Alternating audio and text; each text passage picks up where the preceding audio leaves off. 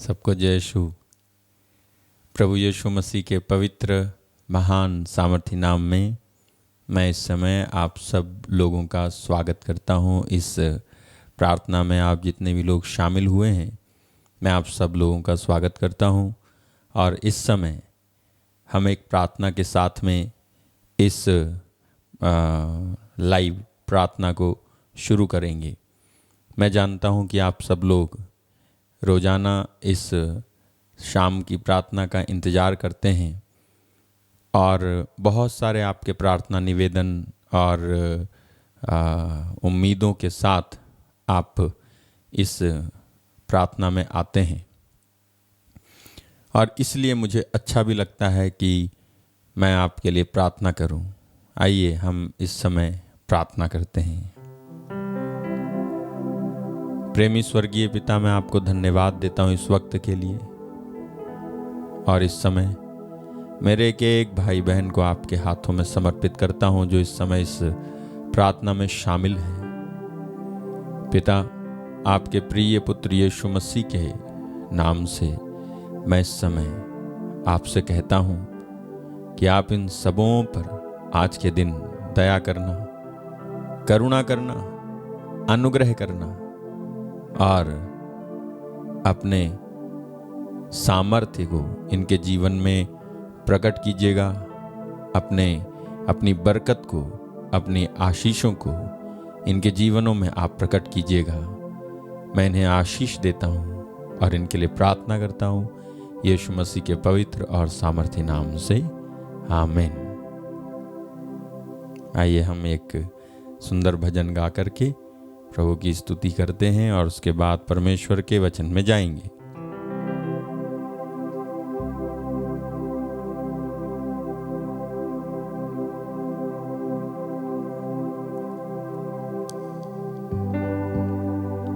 जिंदा खुदा से बातें करना अच्छा लगता है, उसकी रूह की आग में जलना अच्छा लगता है, क्योंकि मेरे यहोवा जैसा खुदा कोई नहीं, कोई नहीं। मेरे यहोवा जैसा खुदा कोई नहीं, कोई नहीं।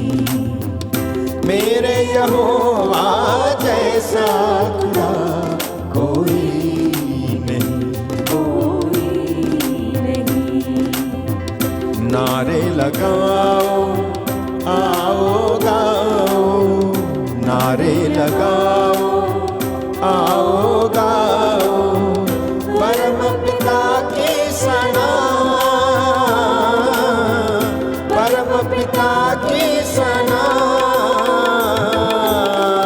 मेरे यहोवा जैसा खुदा कोई नहीं, कोई नहीं। मेरे यहोवा जैसा खुदा कोई नहीं, कोई नहीं। मुक्तिदाता बख्शनहारा, मुक्तिदाता बख्शनहारा, मुक्तिदाता बख्शनहारा, मुक्तिदाता बख्शनहारा, पालनहारा वही, पालनहारा वही, पालनहारा वही, पालनहारा वही।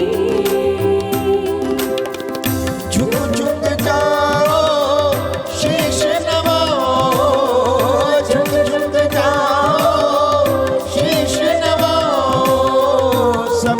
सहारा वही, ओ सबका सहारा वही,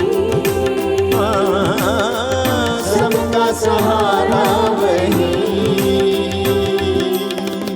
यीशु मसीहा जैसा हुआ कोई नहीं, कोई नहीं। ओ यीशु मसीहा जैसा हुआ कोई नहीं, कोई नहीं। मेरे यहोवा जैसा खुदा कोई नहीं, कोई नहीं। सबने चुभाए सर पर कांटे, सबने चुभाए सर पर कांटे, सबने चुभाए सर पर कांटे, सबने चुभाए सर पर कांटे। कोड़ों से छलनी हुआ, कोड़ों से छलनी हुआ, कोड़ों से छलनी हुआ, कोड़ों से छलनी हुआ। तेरे मेरे पाप की खातिर, तेरे मेरे पाप की खातिर यीशु पापी बना, यीशु पापी बना, यीशु पापी बना। पाप चुकाने वाला खुदा कोई नहीं, कोई नहीं। पाप चुकाने वाला खुदा कोई नहीं, कोई नहीं। मेरे यहोवा जैसा खुदा कोई नहीं, कोई नहीं। देर न करना तौबा करना, देर न करना तौबा करना, देर न करना तौबा करना, देर न करना तौबा करना। सौदा है ये खरा, सौदा है ये खरा, सौदा है ये खरा, सौदा है ये खरा। मरकर मसीहा तुझको बुलाए, मरकर मसीहा तुझको बुलाए। मुक्ति पाने को आज, मुक्ति पाने को आज, मुक्ति पाने को आज, मुक्ति पाने को आज। तुझ सा मेरे प्रेमी पिता कोई नहीं, कोई नहीं। तुझ सा मेरे प्रेमी पिता कोई नहीं, कोई नहीं। मेरे यहोवा जैसा खुदा कोई नहीं, कोई नहीं। हाँ, मेरे यहोवा जैसा खुदा कोई नहीं, कोई नहीं, कोई नहीं, कोई नहीं।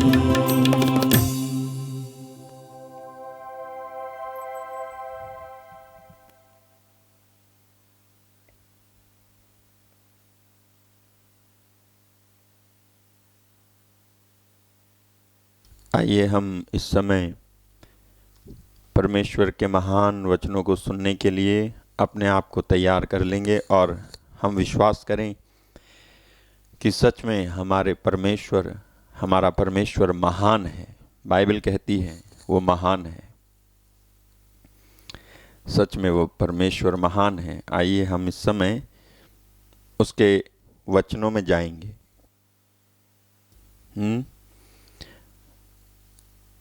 मैं आपको कल बता रहा था कि हमें क्यों उठाए जाने की बात पर ध्यान देना चाहिए, क्यों हमें जो है उठाए जाने की बात पे ध्यान देना चाहिए।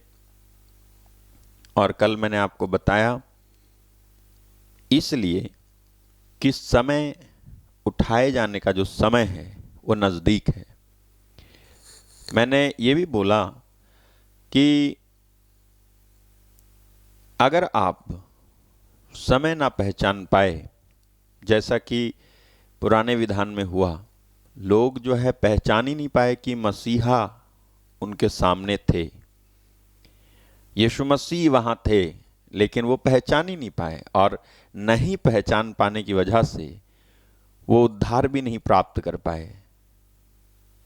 और मैंने आपको बताया कि पौल कहता है, पौलुस बाइबल में कहता है कि आप लोग निर्बुद्धि ना हो, या मैंने बोला था 1 कुरिन्थियंस 9:24 में वो कहता है कि तुम ऐसे दौड़ो कि जीतो, ऐसे दौड़ो कि इनाम पा सको, तुम वैसे ही दौड़ो कि जीतो। इस तरह से जो है वो वचन में कहता है। मेरे भाई मेरी बहन, हर एक मनुष्य को एक ऐसी दौड़ दौड़नी है कि वो जीत सके। और स्पेशली जब ये बात नज़दीक है, उठाया जाना नज़दीक है, तो आपको ऐसे दौड़ना है।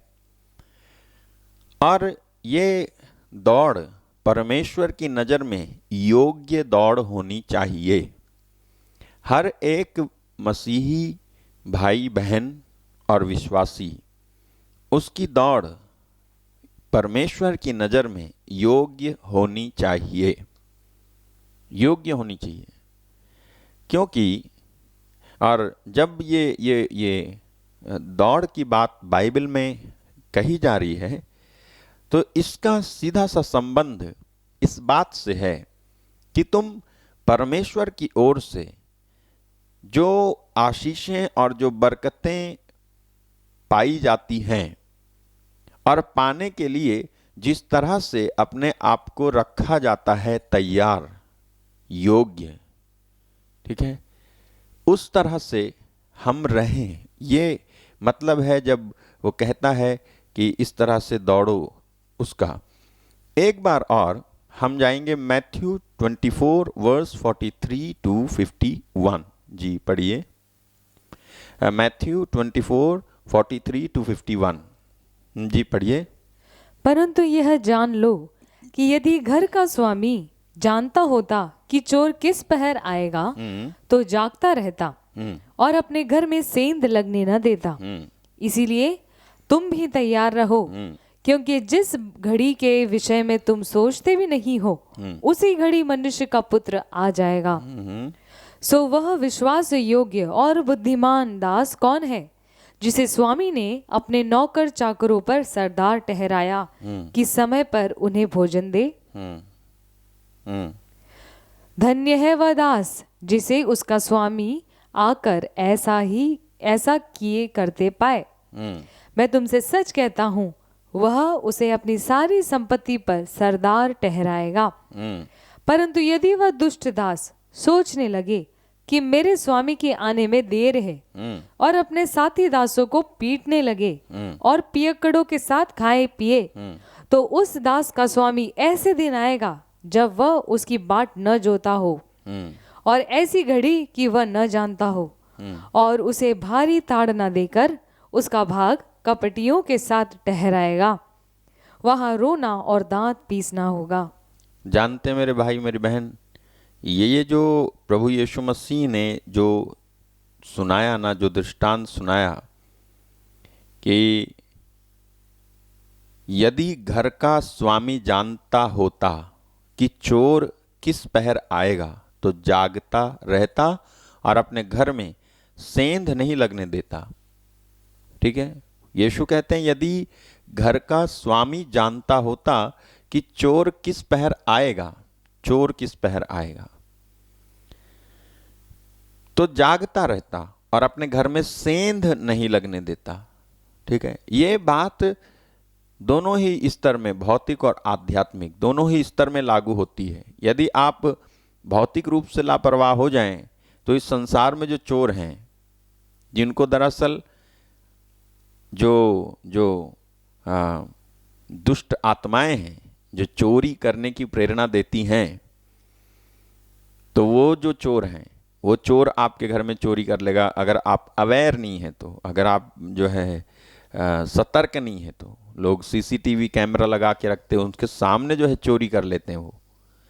तो अगर आप सतर्क नहीं है तो ये जो है चोर वहाँ पर चोरी कर लेगा, आपको पता नहीं चलेगा। भौतिक रूप से बता रहा हूँ।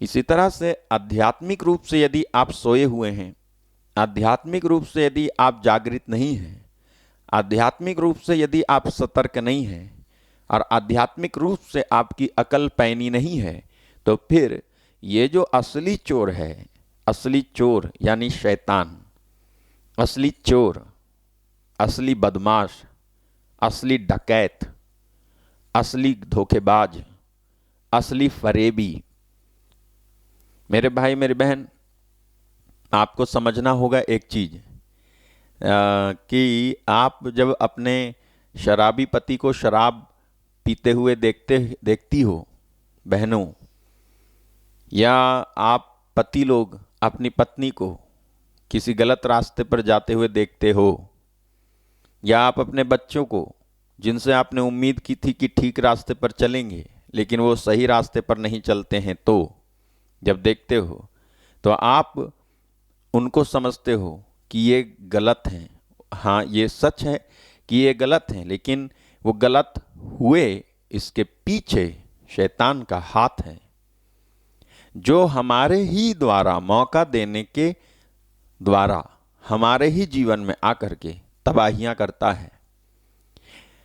तो जब आप अपने ही परिवार में, बच्चों में, पत्नी में, पति में, समाज में एक प्रकार का ऐसा एक बदलाव और चेंज और खुदगर्जी और बेईमानी और नफरत और निराशा और शैतानी काम, बुरे काम गुप्त रूप से, बुरे काम प्रकट रूप से, बुरे काम छुपा करके, बुरे काम जो है वो सीना ठोंक करके लोग बुरे काम कर रहे हैं और उनको कोई पकड़ने वाला नहीं है। एविडेंसेस हैं उनके लिए, लेकिन उनको कोई पकड़ नहीं पा रहा है। ऐसी चीज भ्रष्टता आपको दिखाई देती है, चाहे आपके घर में हो या जो है समाज में हो या व्यक्तियों में हो या कहीं पर भी, किसी भी डिपार्टमेंट को आप ले लीजिए। ठीक है, मैं यहाँ पर ये नहीं बता रहा कि सारे डिपार्टमेंट गलत हैं, लेकिन मैं ये कह रहा हूँ सारे सही डिपार्टमेंट में गलत बातों को प्रमोट किया जा रहा है। गलत बातें हैं जो कि सही नहीं हैं, सही नहीं है। क्यों? किसी का जो है, किसी को घुमाया जाता है, भाई ये लाओ वो लाओ, उससे उसके पास जाओ, इसके पास जाओ, जबकि एक व्यक्ति आता है, नोट की गड्डी दिखाता है और उसको वो कुर्सी पे बैठा के, जो कुर्सी पे बैठा था वो कुर्सी से उठ के उसको, जो नोट की गड्डी दिखा रहा था, उसको कुर्सी पे बैठा के खुद भाग करके सबके साइन करवा के आ जाता है। पैसे की भूख, हर एक को पैसे की भूख लगी है। पैसे के पीछे ईमानदारी गायब, पैसे के पीछे नैतिकता गायब, पैसे के पीछे जो सत्य है, सत्य की बातें वो गायब। जबकि एक गरीब का इस तरह से काम नहीं होता है। जहां देखो वहां भ्रष्टाचार हम देख रहे हैं। अच्छा, यहां पर प्रॉब्लम क्या है? आप जो है इन सब बातों को देखते हो, देखने के साथ साथ आप क्या करते हो कि दोष लगाना शुरू करते हो, कहना शुरू करते हो, क्रिटिसाइज करना शुरू करते हो कहते हो ये ऐसा है, ये ऐसा है, इसकी वजह से ऐसा है, ये मेरी पत्नी बेकार है, तो वो सरकार बेकार है, तो वो नेता बेकार है, तो वो जो क्लर्क है वो बेकार है, और वो डिपार्टमेंट बेकार है, वगैरह वगैरह। लेकिन मैं आपसे बताऊं, इन सब के पीछे ये सच्चाई है जो मैथ्यू 24:43 में लिखी है। ये जान लो कि यदि घर का स्वामी जानता होता कि चोर किस पहर आएगा तो जागता रहता और अपने घर में सेंध लगने न देता। और अपने घर में सेंध जानते हैं? सेंध घर में सेंध लगाना मतलब दीवार में एक खड्डा करना, एक होल बनाना, सुराख बनाना, दीवार में एक होल बनाना, छेद बनाना, ठीक है, दीवार में छेद बनाना। तो ये छेद बनाने वाली बात को सेंध लगाना बोलते हैं। इसी तरह का सेंध शैतान ने अच्छी अच्छी जगहों में लगाया है, वहां पे घुस गया है। वो इसलिए घुस गया है क्योंकि जो घर का स्वामी है, ठीक है, घर का स्वामी वो जो है कोई लीडर हो सकता है, वो जो है कोई पति हो सकता है, वो घर का मुखिया हो सकता है, या जो है वो कोई भी हो सकता है, इंडिविजुअल भी हो सकता है। उनका आपका जीवन है, ठीक है, आपका जीवन घर से तुलना किया गया है। आपको अपने जीवन की देखभाल और रक्षा करनी चाहिए। आपको अपने जीवन को परमेश्वर के वचन पर आधारित करना चाहिए, और आप नहीं कर पाए, आप लापरवाह हो गए। वचन सुनाया जा रहा था, लेकिन आप वचन सुनाने जाने वाली बात में आपने इंटरेस्ट नहीं दिखाया। और बाइबल की कोई बात बताई जा रही थी, लेकिन हो सकता है आप जो है उसमें इंटरेस्ट नहीं ले रहे थे, आपने कुछ नहीं जो है किया, मतलब ऐसी कोई बात हुई। और इस लापरवाही की वजह से हुआ क्या, ये हुआ कि चोर ने सेंध लगाया। आज आप जहां बुराइयां इधर उधर फैली हुई दिखाई दे रही है ना, वो चोर के सेंध लगाए जाने का नतीजा है, जो आप जो है आज देख रहे हो, ठीक है, ओके। तो आप कहोगे कि भैया तो हम अब क्या करें, है ना, हम क्या करें, सॉल्यूशन तो कुछ है नहीं, तो हमको तो जो है देखना ही है, हमको तो जो है फिर बर्दाश्त करना ही है, फिर जो दूसरा रिश्वत दे रहा है तो हमें भी रिश्वत देने का रास्ता अपनाना है। नहीं,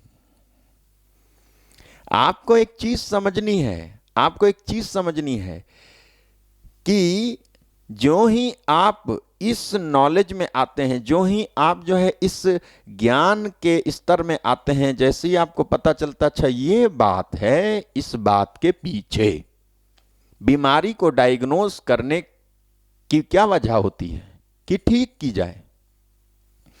तो बीमारी को डायग्नोज करने का मतलब है बीमारी ठीक की जाए, ठीक है। डायग्नोज करने का मतलब ये नहीं है कि बीमारी का नाम पता चले और बता दिया जाए कि ये बीमारी है और कह दिया जाए कि ये ठीक नहीं हो सकती ना। अगर डायग्नोज किया गया है तो वो ठीक की जा सकती है, इसके लिए कि इलाज किया जाए, कि उपचार किया जाए। इसी तरह से जब आपको पता चलता है कि इस प्रॉब्लम के पीछे ये चीज है, ये बात है, ये चोर है, ये शैतान है, जो हर एक मनुष्य को बुरा बनाने की कोशिश में है और बुरे से भी बुरा बनाने की कोशिश में है। और जब कोई मनुष्य यीशु मसीह पर विश्वास करता है तो वो इसके फंदे से, वो इसके जाल से बाहर आता है, और जो ही वो बाहर आता है वो प्रभु यीशु मसीह पर विश्वास करने के द्वारा पवित्र आत्मा को पाता है, और पवित्र आत्मा को पाने के बाद वो एक ऐसा व्यक्ति बन जाता है कि स्वतः प्रभु यीशु मसीह का अधिकार उसमें काम करने लगता है। और अब वो एक ऐसा व्यक्ति बन जाता है कि यदि वो यीशु का नाम लेकर के कहेगा, तो मैं बताऊं आपको, अगर यीशु मसीह का नाम लेकर के कहेगा ऐसा भाई और बहन जो जिसके अंदर जिसने यीशु पे विश्वास किया, जिसने यीशु को अपना प्रभु मान लिया, जिसने अपनी कमान परमेश्वर के पुत्र के हाथ में सौंप दी है, और जिसने अपने आप को अपना भी नहीं समझा है, समझ रहे हो, अपने आप को अपना भी नहीं समझा है, अपना सब कुछ अपने परमेश्वर के हाथ में, यीशु मसीह के हाथ में सौंप दिया है, तो मैं आपको बताऊं कि क्या होगा। ऐसा होगा कि जैसे ही वो यीशु मसीह के नाम से कहेगा तो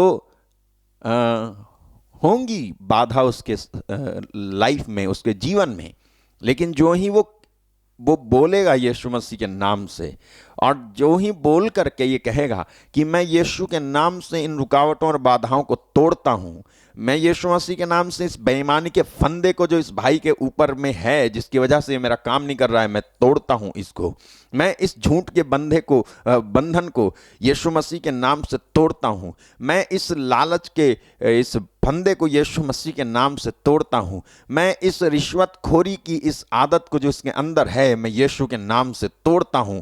तो जैसे ही वो कहेगा वो टूटने लगेंगी वो चीजें, और इसका काम होगा, इसका काम होगा, इसका काम होगा। मेरे भाई मेरी बहन, आप जो है इस बात को गहराई से समझें, गहराई से समझें, ठीक है।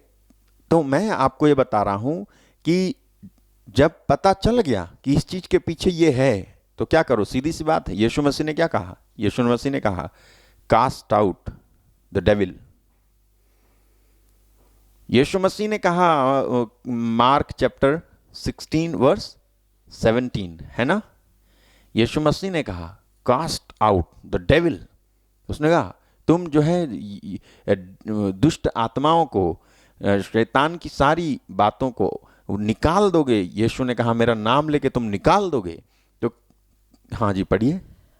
मार्क 16, मार्कुस का सुसमाचार अध्याय 16 वचन 17 यूं लिखा है, और विश्वास करने वालों में ये चिन्ह होंगे कि वे मेरे नाम से दुष्ट आत्माओं को निकालेंगे, नई नई भाषाएं बोलेंगे, सांपों को उठा लेंगे, और यदि वे नाशक वस्तु भी पी जाएं तो भी उनकी कुछ हानि न होगी। वे बीमारों पर हाथ रखेंगे और वे चंगे हो जाएंगे। देखा, यीशु मसीह ने हमें और आपको अधिकार दिया है मेरे भाई मेरी बहन।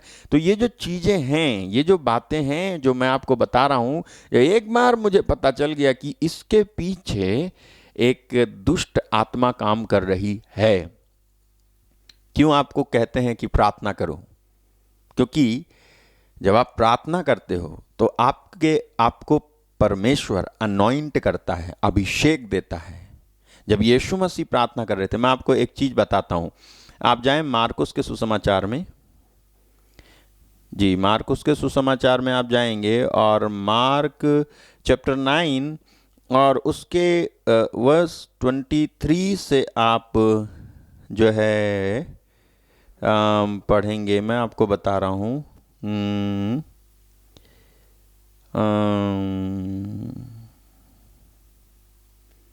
ओके,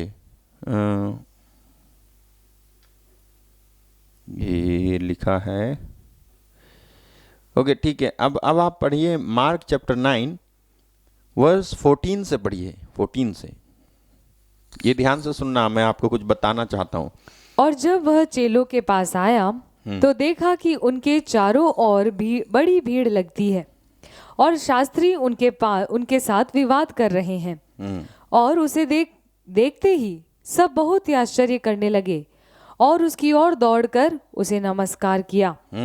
उसने उनसे पूछा, तुम इनसे क्या विवाद कर रहे हो? भीड़ ओके।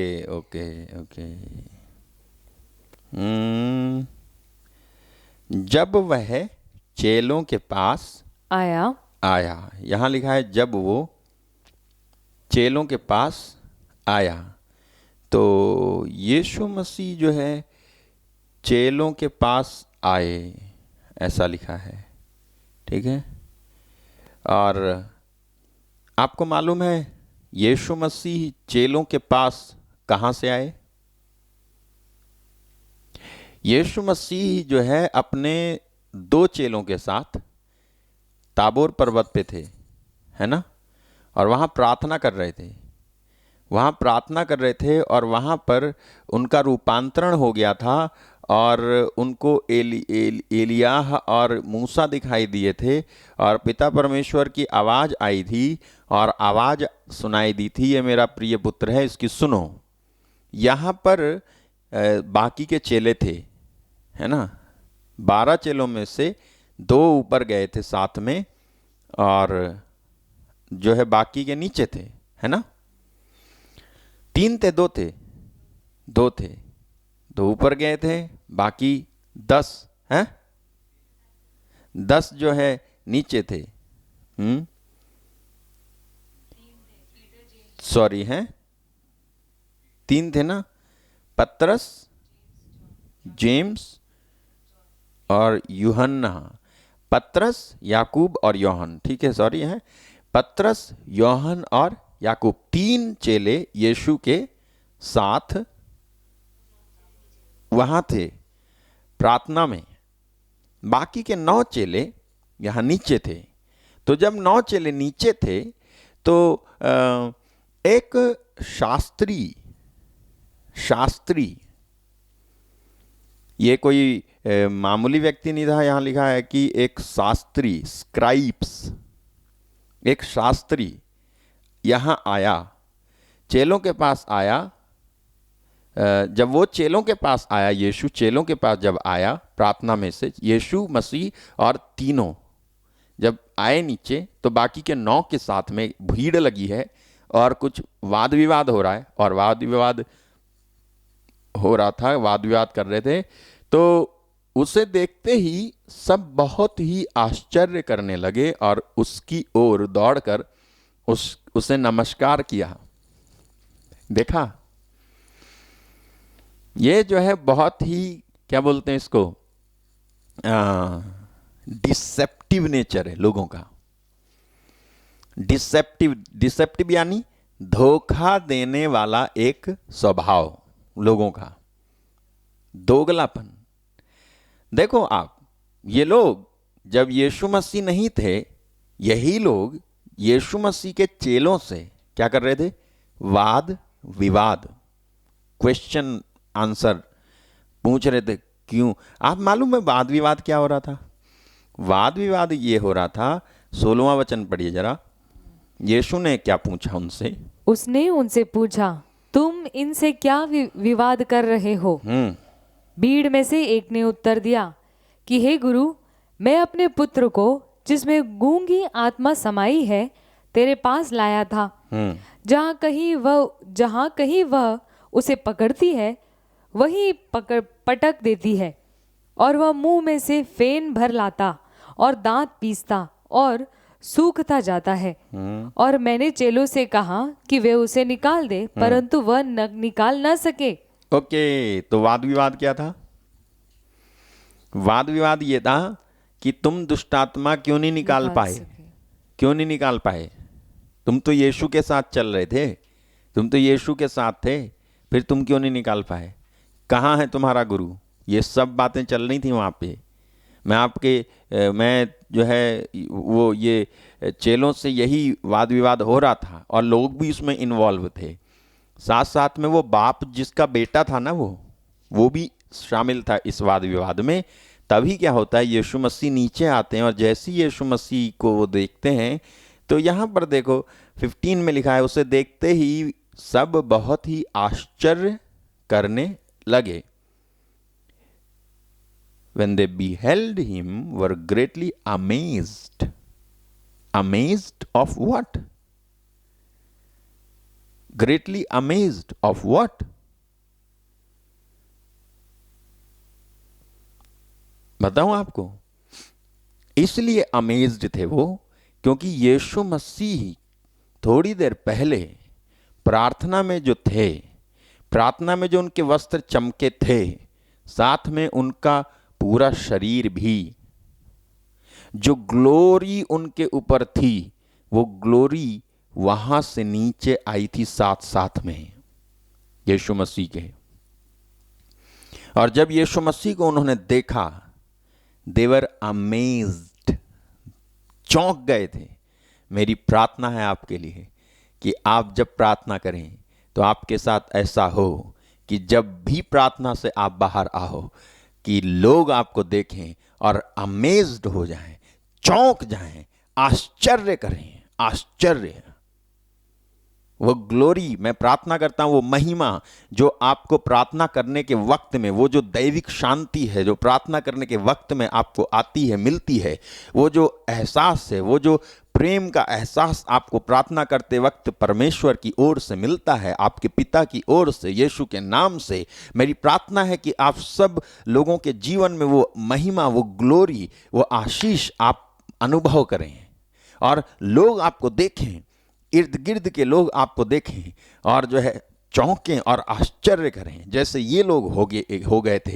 यहां लिखा है वो अमेज्ड थे, amazed, amazed, they were amazed, running to him and saluted him. मेरी दूसरी प्रार्थना है आपके लिए, लोग आपकी तरफ दौड़ करके आएं और आपको सल्यूट करें, आपको जो है सलाम ठोकें।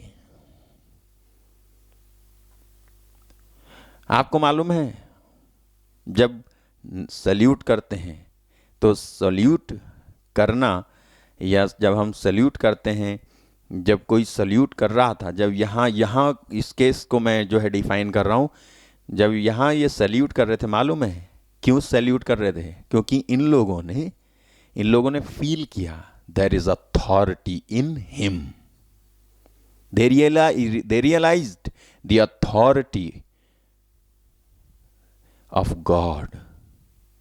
मेरी प्रार्थना है, जब भी आप प्रार्थना करके निकलो अपने रूम में से, कमरे में से, या जहां भी आप प्रार्थना करते हो, जब भी करते हो, प्रार्थना करके जब आप निकलो ना, तो आप में एक अधिकार झलके, अधिकार दिखाई दे लोगों को।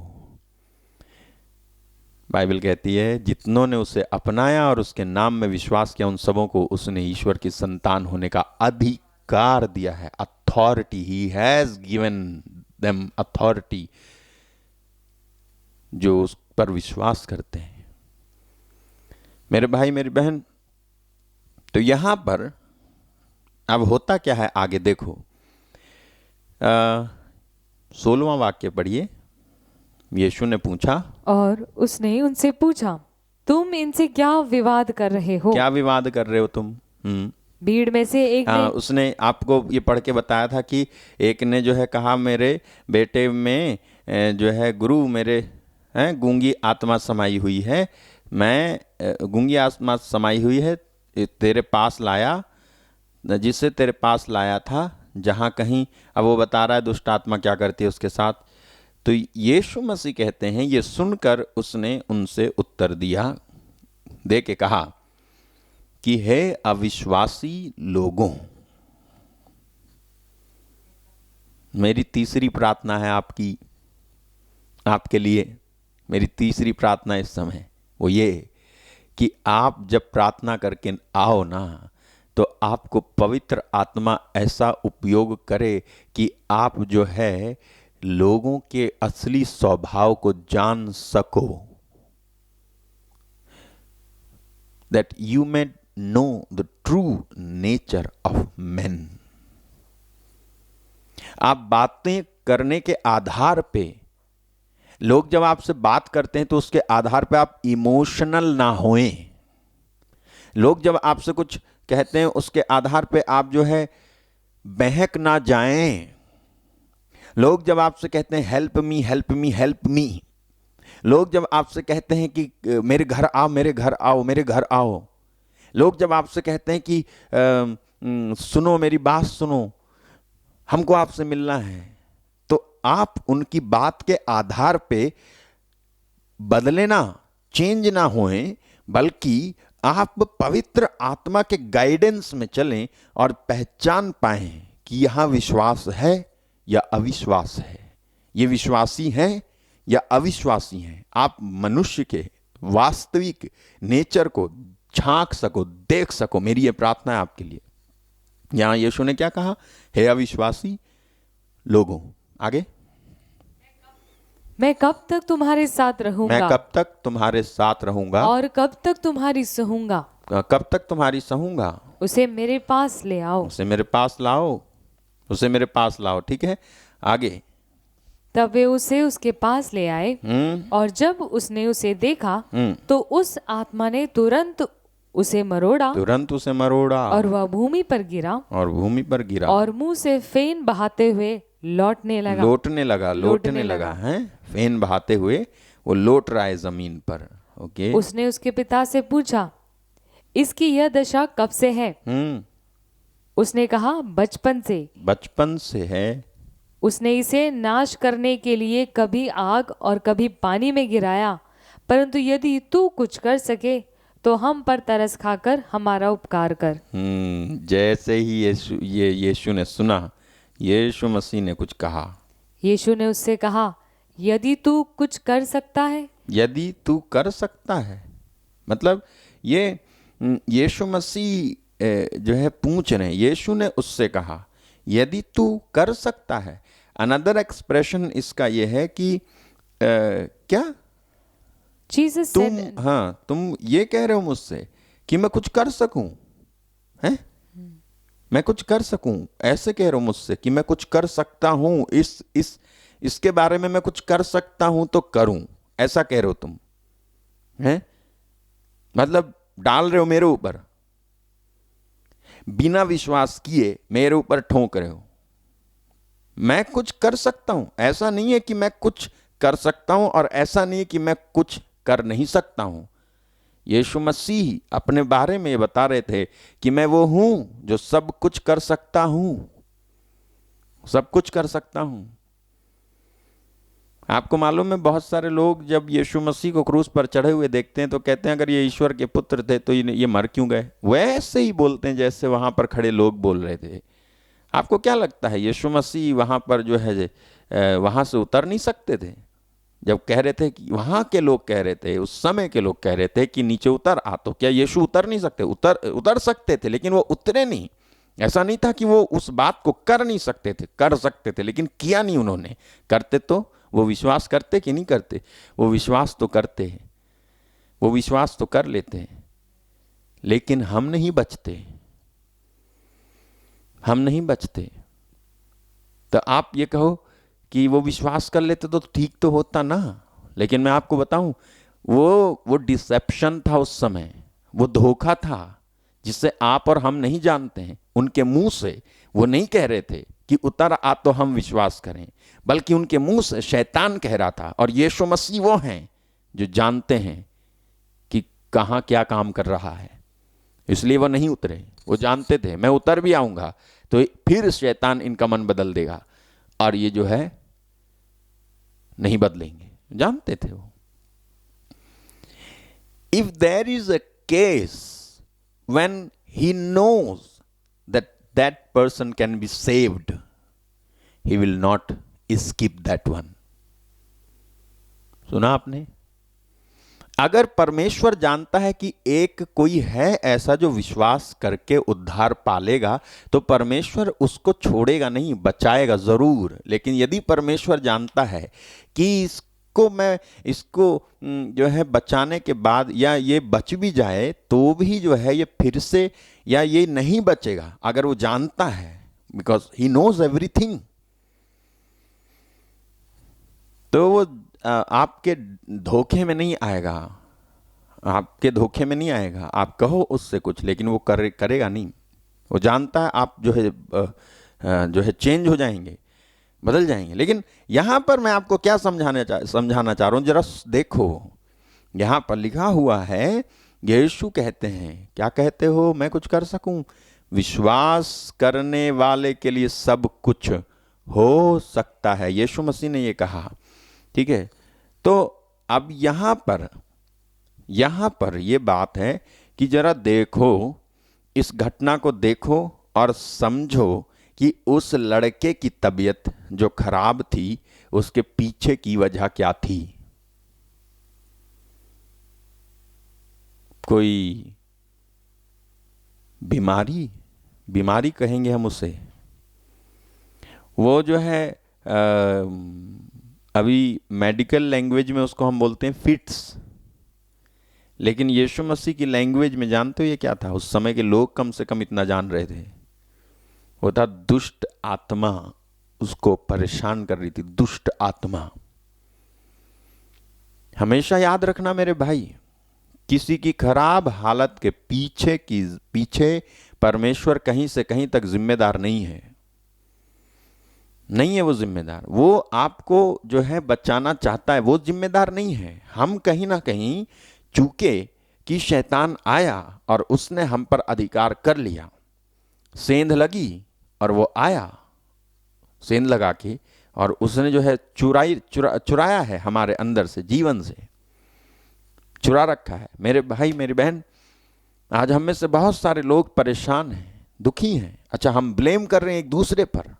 दुखी हम हैं लेकिन हम ब्लेम कर रहे हैं, हम दोष दे रहे हैं। ये ऐसा तो वो ऐसा, तो उसकी वजह से, तो इसकी वजह से, ये नहीं है तो वो नहीं है। आप दोष दे रहे हैं लेकिन आप मामले की तह तक नहीं पहुंच पा रहे। आप नहीं समझ पा रहे हो कि इसके पीछे एक जड़ है। इसके पीछे एक जड़ है, और यही कारण है कि कई बार आपको इन बातों को पहचानने के बाद उपवास प्रार्थना में डीप में जाना पड़ेगा। उपवास प्रार्थना में, जिससे कि आप जो है वो सामर्थ्य पाएं, और इन दुष्ट आत्माओं को जब आप डांटो तो ये निकलें। मेरे भाई मेरी बहन, ये सारी चीजें हैं। ये चीजें जो है मेडिकल टेस्ट में डायग्नोज नहीं होती हैं, ना कोई पकड़ी जाती हैं। एक भाई मेरे पास आए, अपनी रिपोर्ट्स लेके आए, बोले देखो सर मैं बिल्कुल नॉर्मल हूँ, इसमें सब में सारे टेस्ट में लिखा है नॉर्मल। वो कहते हैं मैं दिल्ली तक अपना जो है टेस्ट कराया आया और मैं नॉर्मल हूँ, इसमें आ रहा है नॉर्मल, लेकिन मैं नॉर्मल नहीं हूँ। तो मैंने कहा क्या है, क्या प्रॉब्लम तुमको? कहते हैं कि मुझको ब्लड प्रेशर हमेशा, शुगर हमेशा, और जो है मैं सो नहीं पाता हूँ रात में, पूरा शरीर दर्द करता है, और जो है खांसता रहता हूँ, बुखार हमेशा रहता है, और मैं बहुत परेशान हूँ। मेरी रिपोर्ट्स कहती हैं मैं नॉर्मल हूँ, लेकिन भैया मैं नॉर्मल नहीं हूँ, आप मेरे लिए प्रार्थना करो। आपको मालूम है क्या हुआ? मैंने कहा ठीक है मैं प्रार्थना करूँगा। जब मैंने उसके लिए प्रार्थना करना शुरू की तो भाई हिलने लग गए और कुछ बोलने लग गए। मैंने जो है समझ लिया और कुछ फटकार लगाई यीशु के नाम से, और जब ऐसा किया तो भाई जो है उस दिन सच में नॉर्मल हो गए, सच में नॉर्मल हो गए। और उसके बाद से वो अभी तक ठीक हैं, उनको कोई प्रॉब्लम नहीं हुई। ये है क्योंकि ये चीज है, ये हैं। आप जो है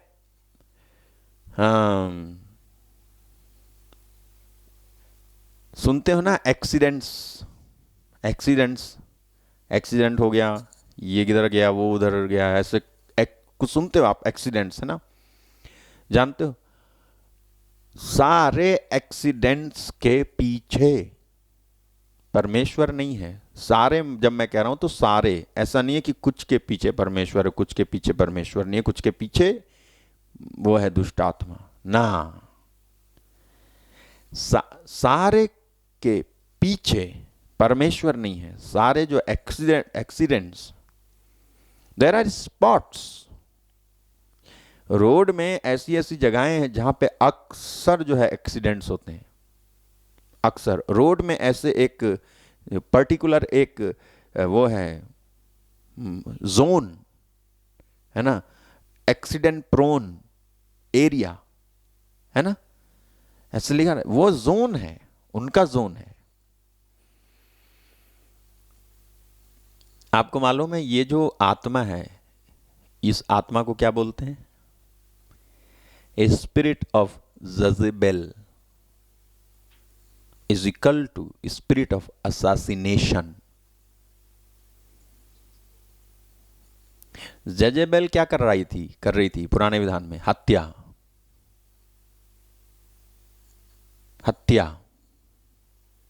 स्पिरिट ऑफ जजेबेल मतलब स्पिरिट ऑफ असासिनेशन, हत्या करना, किल करना, मार देना, वो कर रही थी। आप बाइबल पढ़ो, सब कुछ बाइबल में है। हाँ, नाबोत नाम का एक आदमी, पुराने विधान में नाबोत नाम का एक धर्मी व्यक्ति,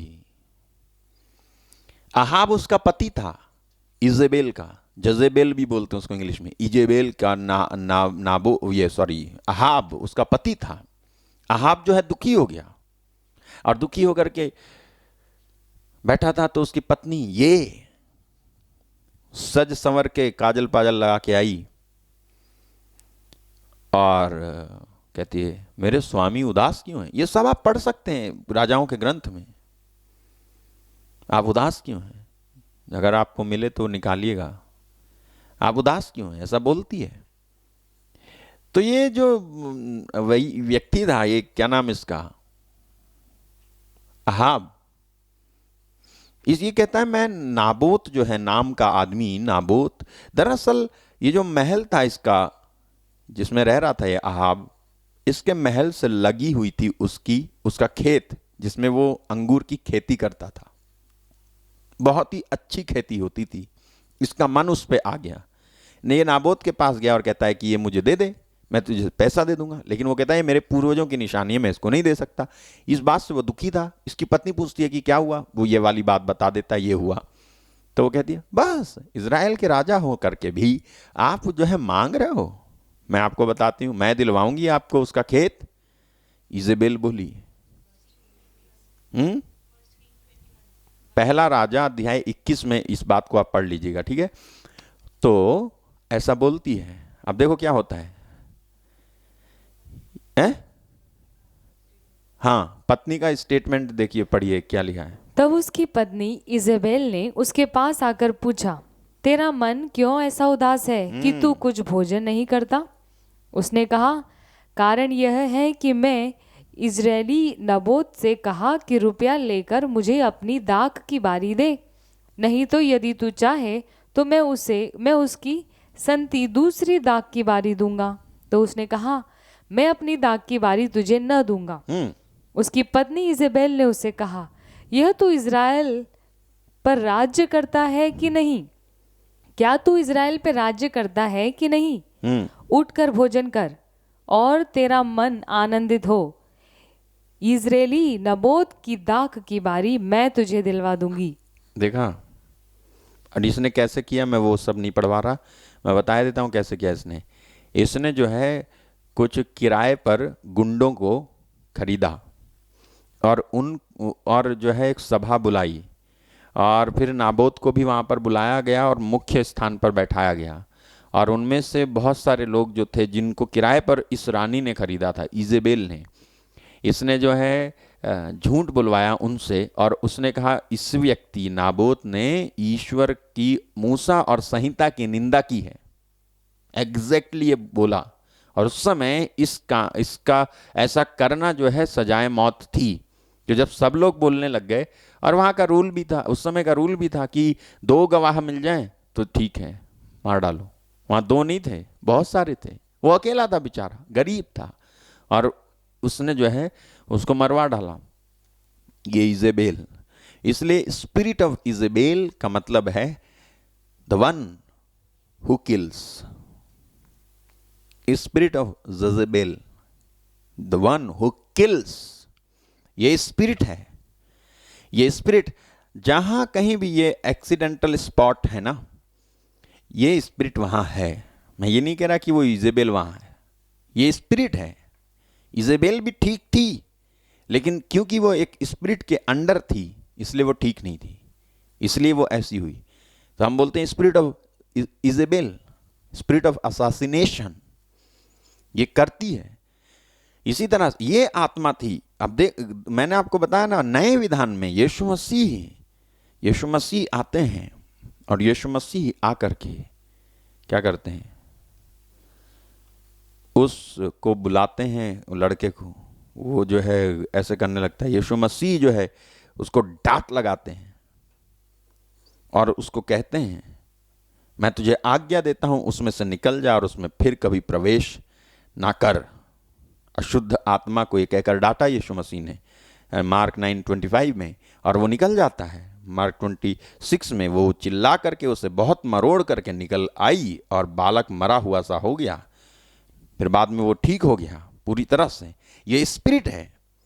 हर एक बीमारी के पीछे एक स्पिरिट है। एक्सीडेंट के पीछे आप जब ये देखते हैं ना कि जब लोगों के साथ अन्याय, अधिकार छीने जा रहे हैं, उनके साथ बुरा हो रहा है, अच्छे से अच्छे लोगों के अंदर जो है आप देखो कि कितनी ज़्यादा भलाई करने की नहीं, बुराई करने की एक आदत समाई हुई है। आप जान जाएं ये व्यक्ति, वो भाई या बहन, इस स्पिरिट के, मैं नहीं कह रहा कि एक ही स्पिरिट है, बहुत सारी दुष्ट आत्माएं हैं जो शैतान की हैं, जिन्हें उसने छोड़ रखा है। अलग अलग इनको जो है ओहदे दिए हुए हैं, समझ रहे हो? अलग अलग एक ओहदा दिया हुआ है, एक सीट दी हुई है, एक कुर्सी दी हुई है इस शैतान ने।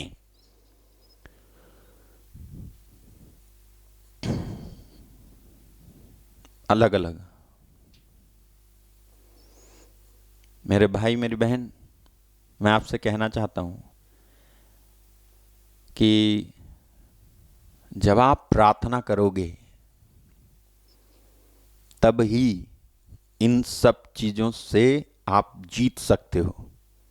ये वो चीजें हैं जो आपको असफल करती हैं, चाहे नौकरी का क्षेत्र हो, या विवाह का क्षेत्र हो, या जो है आपका बाहर जाने की कोई बात हो, या जो है घर की कोई बात हो, या समाज की कोई बात हो। ये चीजें हैं। मैंने पाया है कि जब जब कोई चीज़ डिस्टर्ब करती है, मैं आऊँगा अपने रूम में और अपने प्रार्थना के कमरे में आकर के जब मैं अन्य भाषा में बोलता हूँ और जब मैं हल्ला मचाने लगता हूँ, यीशु मसीह के नाम से कहने लगता हूँ, ये दुष्ट आत्मा यहाँ से निकले, कुछ देर के बाद, कुछ समय के बाद, अगले दिन तक सब चीज़ नॉर्मल है। सब चीज़ नॉर्मल है। कैसे होता है ये स्पिरिट्स हैं, ये काम करती हैं। वही आदमी, वही औरत जो आपसे बात नहीं कर रहा था, आप अगर चाहते हो कि वो आपसे बात करे, आप जो है पहचानो पहले कि जो है ये एक आत्मा है, दुष्ट आत्माएं हैं जो पीछे काम कर रही हैं। और एक और आपको बात बताऊं, मैंने कहा आपसे, शुरुआत मैंने इस बात से की है, उठाया जाना नजदीक है। उठाया जाना नजदीक है, और ये आत्माएं और भी खतरनाक तरीके से लोगों के जीवन में काम कर रही हैं, काम कर रही हैं। मैं आपको बताऊं एक बात, अगर आपकी पत्नी जिसे आपने छोड़ दिया है, मतलब बाय लॉ आपने छोड़ दिया, तलाक दे दिया, अगर उसने सचमुच में व्यभिचार नहीं किया था, या जब आप उसे छोड़ रहे थे तो उसने आपसे लास्ट बार ये जरूर कहा था, वो पत्नी हो सकती है, वो पति भी हो सकता है, एक कहा था कि मान जाइए, मत कीजिए ऐसा, लेकिन आप गुस्से में थे, आपको चोट लगी थी, वी कैन अंडरस्टैंड, लेकिन आपने छोड़ दिया, या आपने पति को छोड़ा, या फिर आप पत्नी ने, या फिर पति ने पत्नी को छोड़ा। मैं आपको एक बात बताऊं, you will B judged for that, you will B. दूसरी बात, यदि आप अपनी पत्नी को छोड़ने की तैयारी कर रहे हो, पत्नी आपको मैसेज कर रही है, कह रही है प्लीज माफ कर दीजिए, गलती हो गई, भूल जाइए, या फिर पति जो है आपको समझा रहा है, लौट आओ घर, बच्चे अकेले हैं, नहीं करूंगा, मुझसे गलती हो गई, कोई बात जरूर की थी उसने गलत, लेकिन आप फॉरगिव करने के लिए, माफ करने के लिए तैयार नहीं है, और ऐसी रिलेशन अगर रहा, if you remain in this same condition, mark my word, मेरे शब्दों को आप चिन्हित कर लें, आज चिन्हित कर लें। मैं न्याय नहीं कर रहा, लेकिन मैं बता रहा हूं आपको, ये वचन के आधार पर बोल रहा हूं। आप अगर रिलेशन ठीक नहीं है, अगर ऐसी गड़बड़ी है आपकी लाइफ में, जब उठाया जाना होगा, यू विल रिमेन हियर, यहीं आप रहेंगे। मेंड योर रिलेशनशिप, सही करें अपने रिश्तों को। ये उठाए जाने से पहले ठीक करो। पहचानो एक दुष्ट आत्मा है इन सब बातों के पीछे जो काम कर रही है। अगर आपने नहीं पहचाना, you will be too late. माफी मांगे, प्रार्थना करें। मैं इस समय आपके लिए प्रार्थना करने जा रहा हूं, कृपया माफी मांगिए। और इस समय आप जो है इस बात को गंभीरता से लें, बात जो है सही नहीं है। दुष्ट आत्माएं काम कर रही हैं आपके जीवन में, परिवार में, और वो भटका रही हैं, और आप जो है कि उन्हीं का साथ दिए चले जा रहे हो।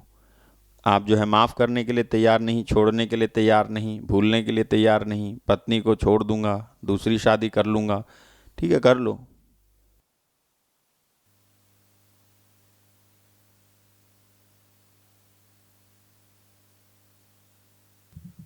आप जानते नहीं हैं कि आपका ऐसा करना आपके लिए कितना महंगा होगा। मैं केवल पत्नी से बात नहीं कर रहा, मैं सबसे कह रहा हूं, अगर किसी का भी कोई भी गड़बड़ घोटाला चल रहा है, बदल दें, क्योंकि बहुत नज़दीक हैं आप, बहुत नज़दीक हैं आप। उठाए जाने की बात के बहुत ज़्यादा नज़दीक हैं आप, ठीक है। प्रार्थना करेंगे इस समय।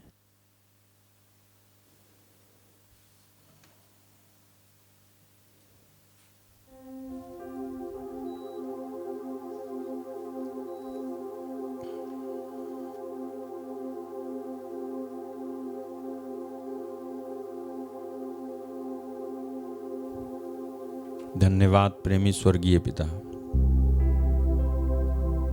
आपने हमसे बात की है, अपने पुत्र यीशु के द्वारा आप हमसे बोले हैं। हम आपको धन्यवाद देते हैं। सारी महिमा, सारा आदर हम आपको देते हैं। इस समय मैं एक भाई के लिए, एक बहन के लिए इस समय प्रार्थना कर रहा हूं पिता।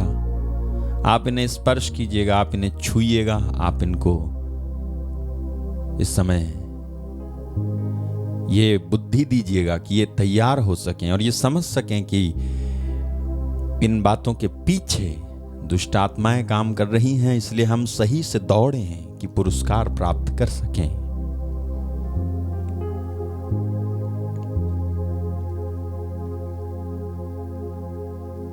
तू हमारे लिए क्रूस पर मरा है कि हम सब प्रकार की अशुद्धता से, बाइबल कहती है गलाती अध्याय 5 उसके वचन 12 में लिखा है कि जो यीशु मसीह के हैं उन्होंने, 5 वचन 24 है, या फिर जो यीशु मसीह में हैं उन्होंने वासनाओं और कामनाओं समेत अपने शरीरों को क्रूस पर चढ़ा दिया है। धन्यवाद प्रेमी पिता, हम समझ सकें कि हमें क्या करना है, हम जान सकें कि हमें क्या करना है। मैं प्रार्थना करता हूं पिता, एक एक को आप स्पर्श कीजिए इस समय, एक एक भाई को आप स्पर्श कीजिए इस समय, एक एक बहन को आप स्पर्श कीजिए इस समय, एक एक बुजुर्ग को आप स्पर्श कीजिए पिता, एक एक परेशान व्यक्ति को आप स्पर्श कीजिए, एक एक को आप छूइए पिता। मेरी प्रार्थना है एक एक भाई, एक एक बहन प्रभु, जो किसी ना किसी तरह से अगर तेरे नजर में प्रभु कोई गड़बड़ी चल रही है, मैं प्रार्थना करता हूं पवित्र आत्मा आप उनको बुद्धि दें, उनकी आंखों को खोलें और वो होश में आए कि वो जो है इस दिन के बहुत नजदीक हैं कि उठाए जाएं, और इसलिए वो अपने स्वभाव को बदलें कि वो जो है इन सब बातों से बच सकें, आने वाली विपत्तियों से बच सकें, उन खतरों से जो ऐसे लोगों के ऊपर आ पड़ेंगी जो परमेश्वर के वचन को ना तो सुनते थे, ना जानते थे, ना ही परवाह किया करते थे। पिता मैं प्रार्थना करता हूं उन सबों के लिए और उनके हाथों में सब कुछ सौंप देता, मैं आपके हाथों में उनका सब कुछ जो इस समय मेरे साथ प्रार्थना में जुड़े हुए हैं आपके हाथों में सौंप देते हुए प्रार्थना करता हूं पिता। और इनके लिए तुझसे विनती करता हूं आप इनको छुएं और इनको स्पर्श करें और इनको आप ये इस बात की बुद्धि प्रदान करें जो वचन हमने सुना है प्रभु वो हमारे अंदर देहधारी हो, हम श्रोता नहीं बल्कि हम कर्ता भी बन सकें।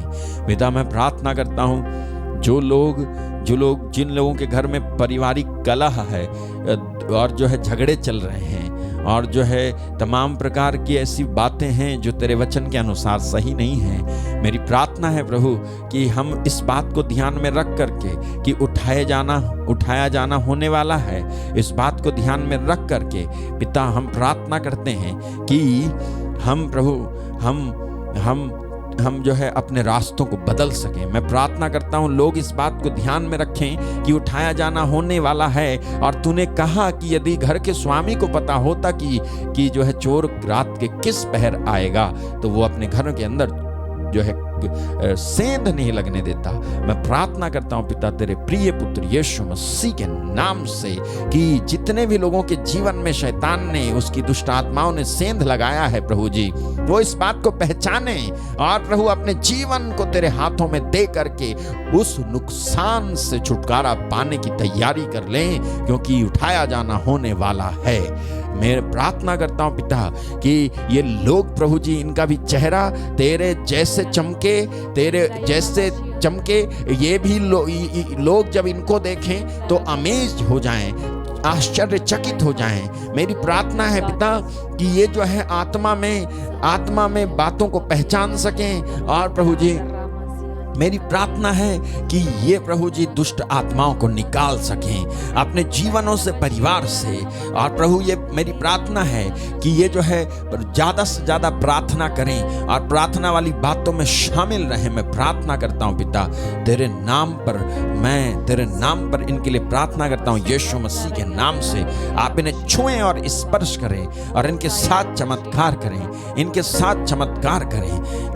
चमत्कार करें। एब्डोमिनल प्रॉब्लम किसी का ठीक हो रहा है इस समय, एब्डोमिनल प्रॉब्लम इस समय ठीक हो रहा है किसी को जो है हाथों में बहुत ज़्यादा तकलीफ है वो ठीक हो रहा है इस समय। कोई इस समय है जिसको सीने में बहुत ज़्यादा तकलीफ है वो ठीक हो रहा है इस समय। कोई इस समय ऐसा है जिसकी हार्ट कंडीशन ठीक नहीं है वो ठीक हो रहा है इस समय।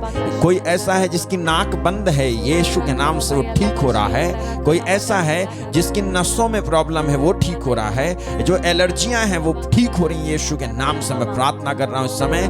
कोई ऐसा है जिसको एड़ी में जो हील है आपकी एड़ी में आपको जो है दिक्कत हो रही है वो ठीक हो रहे हो आप इस समय यीशु के नाम से।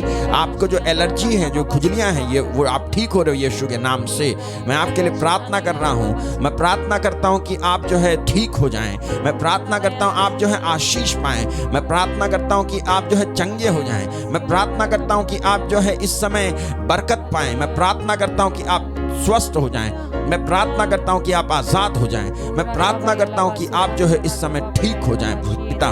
पिता यीशु के नाम से चमत्कार कीजिए इनके साथ में। जितने भी लोग इस प्रार्थना में जुड़े हुए मेरी प्रार्थना है आप इनको स्पर्श करें, आप इनको स्वस्थ करें, आप इनको आजाद करें। मैं इनको ब्लेस करता हूं और विश्वास करता हूं पिता तूने सुना है। और इस समय प्रभु जी मैं इन लोगों को जिन्होंने प्रार्थना निवेदन किया है, आशीष कुमार जो आसाम से हैं प्रभु जी, वो जो नेगेटिव थॉट्स आते हैं उनको कि मृत्यु के मर जाने के ख्याल आते हैं, छाती में दर्द करता है यीशु के नाम से ठीक हो जाएं। और मनोज जो है चावड़ापुरा गुजरात से 5 सालों से डिप्रेशन में है जिसकी वजह से नौकरी चली गई है और ड्रिंक भी करते हैं, यीशु के नाम से मैं प्रार्थना करता हूं आपका ये बेटा आजाद हो जाए और इनको नौकरी भी मिल जाए और प्रभु जी डिप्रेशन जाता रहे यीशु के नाम से। दीपमाला जो गुजरात से हैं, दोनों हाथ सही से काम नहीं करते हैं और परिवार में अकेले परेशान हैं, हाथों की चंगाई के लिए प्रार्थना मांग रहे हैं यीशु के नाम पर मैं प्रार्थना करता हूं। ज्योति जो उड़ीसा से हैं, रिजल्ट इनका 12th का रिजल्ट अच्छा आए। बिजली देवी भटिंडा से बाथरूम सही से नहीं आता है, पेट में पानी होने की वजह से प्रॉब्लम हो रही है, इनको किडनी प्रॉब्लम है, यीशु के नाम से ठीक हो जाएं। मैं प्रार्थना करता हूँ नीरज कुमार भटिंडा से, बीड़ी ज़्यादा पीते हैं प्रभु, इनको छुटकारा मिले। मैं प्रार्थना करता हूँ शांता बहन गुजरात से, मैं प्रार्थना करता हूँ डायलिसिस प्रॉब्लम से छुटकारा मिले यीशु मसीह के नाम से। फ्रिस्का त्रिकी मध्य प्रदेश से, प्रार्थना करने का मन नहीं होता है, पति को बहुत ज़्यादा पीने की आदत है प्रभु, मैं प्रार्थना करता हूँ उनके पति एलेक्स तिर्की को प्रार्थना करता हूँ कि उनको पीने की आदत से छुटकारा मिले और वो प्रार्थना में बैठने लग जाए। ऐश्वर्या जो मुंबई से है, उसको टीबी बताया है, उसको खून की भी कमी है, यीशु के नाम से वो ठीक हो जाएं। अंजना बहन गुजरात से, मैं प्रार्थना करता हूँ प्रभु आपकी उस बेटी को छुइए, उनकी आंखों में जो प्रॉब्लम और सिर दर्द भी होता है यीशु के नाम से ठीक हो जाएं। अर्पित बाई गुजरात से बहुत ज़्यादा बीमार हैं, जो कुछ खाते हैं पेट में रुकता नहीं है, उल्टी होती है, छाती में दर्द, जलन, बाल झड़ते हैं, बलगम बनता है बहुत ज्यादा, यीशु के नाम से मैं प्रार्थना करता हूँ वो ठीक हो जाएं। बहन ममता ठीक हो जाएं यीशु मसीह के नाम से। अनीमा बहन तमिलनाडु से, बच्चेदानी में प्रॉब्लम है, यीशु के नाम से ठीक हो जाए। मैं प्रार्थना करता हूँ इस समय, मैं प्रार्थना करता हूँ पिताजी उनके लिए जो इस समय कैंसर पीड़ित हैं, भाई राजेश, भाई लोनाराम, यीशु के नाम से ठीक हो जाएं पिता। मैं प्रार्थना करता हूँ प्रभु तू हमारा वो परमेश्वर है जो हमें चंगा करता है। मेरी प्रार्थना है आप इनको छुएं और चंगा करें, आजाद करें यीशु मसीह के पवित्र सामर्थी नाम से। पिता मैं प्रार्थना करता हूँ जिनका कोई जेल में बंद है वो छूट जाए पिता। मैं प्रार्थना करता हूँ जो लोग प्रभु जी इस समय नौकरी ढूंढ रहे हैं लेकिन नहीं मिल रही है, नौकरी की व्यवस्था की जाए। मैं प्रार्थना करता हूँ इनके चेहरों को चमकाने का वक्त आया है, इनके चेहरों को चमकने दे पिता। मैं प्रार्थना करता हूँ इनका काम प्रभु बढ़े, इनकी दुकानदारी बढ़े, इनका व्यापार बढ़े। मैं प्रार्थना करता हूँ प्रभु जी जितने भी लोगों ने ऐसा कहा है कि प्रार्थना करो, मैं उनके लिए प्रार्थना करता हूँ आप छुएं और स्पर्श करें। मैं इनको ब्लेस करता हूँ यीशु मसीह के नाम से और इनको आशीष देता हूँ यीशु मसीह के नाम से। आमीन, आमीन और आमीन। यीशु मसीह के नाम से कहें आमीन, आमीन, आमीन। प्रभु आपको आशीष दे मेरे भाई मेरी बहन, प्रभु आपको आशीष दे और आप प्रभु में बने रहें, आशीषित रहें।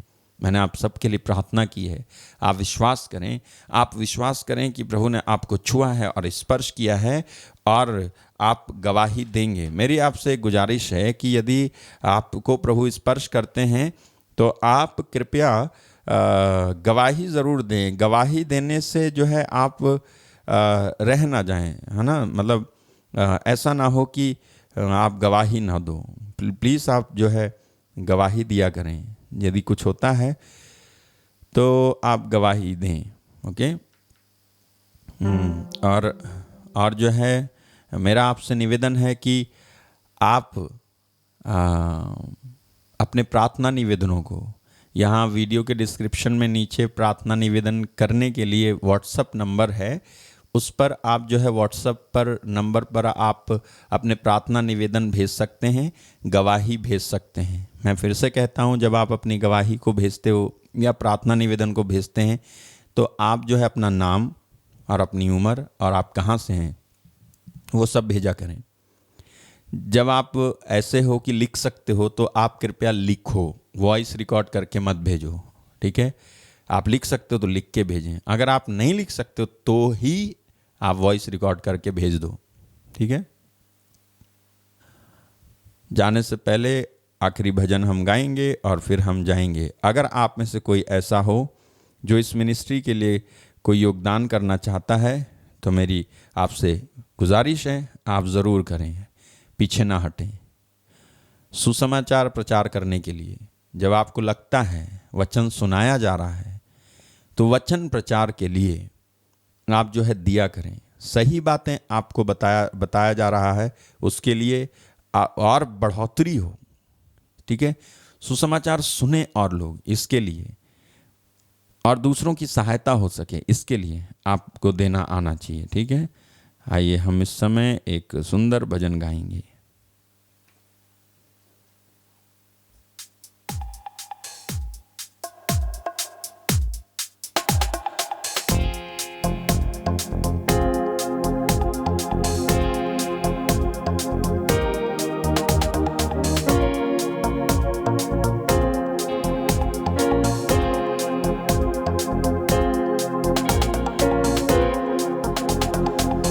गीत गा उस प्रभु के, गीत गा उस प्रभु के, जो तुझे करता सफल, शक्ति देता, मुक्ति देता और देता कर्मफल। शक्ति देता, मुक्ति देता और देता कर्मफल। गीत गा उस प्रभु के, जो तुझे करता सफल, शक्ति देता, मुक्ति देता और देता कर्मफल। शक्ति देता, मुक्ति देता और देता कर्मफल। रक्त अपना दान देकर कर गया जीवन धारा, चढ़ गया सूली मगर वो दे गया जीवन हरा। रक्त अपना दान देकर कर गया जीवन धारा, चढ़ गया सूली मगर वो कर गया जीवन हरा। रक्त अपना दान देकर दे गया जीवन धारा, चढ़ गया सूली मगर वो कर गया जीवन हरा। बस उसी की रोशनी में हर अंधेरे से निकल, बस उसी की रोशनी में हर अंधेरे से निकल। गीत गा उस प्रभु के, जो तुझे करता सफल, शक्ति देता, मुक्ति देता और देता कर्मफल। शक्ति देता, मुक्ति देता और देता कर्मफल।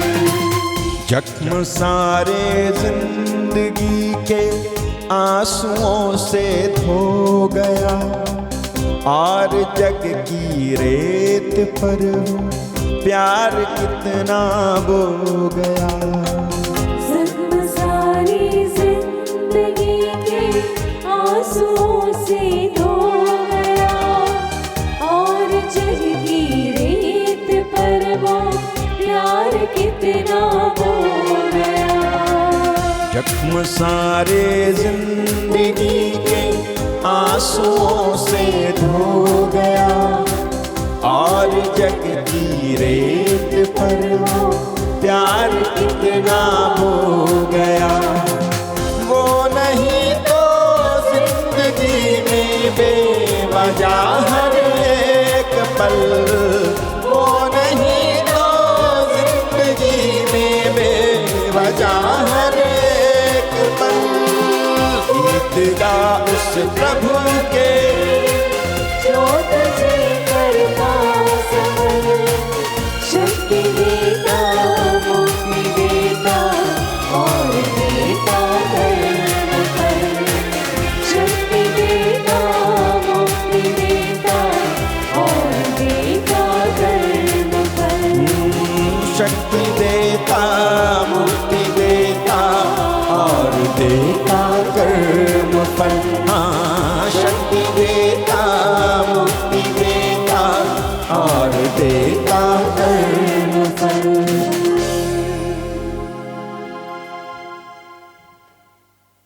मेरे भाई मेरी बहन, प्रभु आपको बहुत आशीष दे और प्रभु में बने रहें। और कल शाम को 7:45 पे फिर से मुलाकात करेंगे। प्रभु आपको आशीष दे और वीडियो को लाइक करके सब्सक्राइब करके जाना, है ना। दूसरों को आप शेयर कीजिएगा। मैंने कल भी बताया, जब आप शेयर कर रहे हैं, कई लोग मुझे फ़ोन करके बताते हैं, अच्छा हुआ हमें आपका वीडियो मिला, हमें बहुत अच्छा लगा, हमें आज़ादी मिली, चंगाई मिली है उनको, इसलिए वो फ़ोन करके मुझे बता रहे हैं। प्रभु आपको इसका इनाम देगा, ठीक है। ऐसा करते रहिएगा। प्रभु आपको आशीष दे, ठीक है। सबको जय यीशु।